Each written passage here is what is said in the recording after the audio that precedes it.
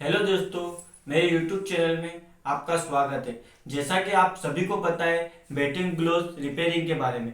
तो जो ये बेटिंग ग्लोव्स जो रहता है, इसका पूरा लेदर इस प्रकार खराब हो जाता है। ये पूरा लेदर खराब हो जाता है बेटिंग ग्लोव्स का।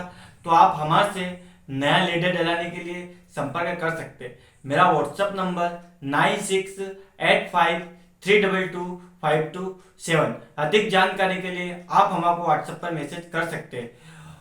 और दूसरी बात आपको मैं बताना चाह रहा हूं कि जो हम आपको कल नए लेदर के साथ जो ग्लोव में जो नया लेदर डालेंगे उसके वीडियो हम कल आपको बताएंगे। ओके।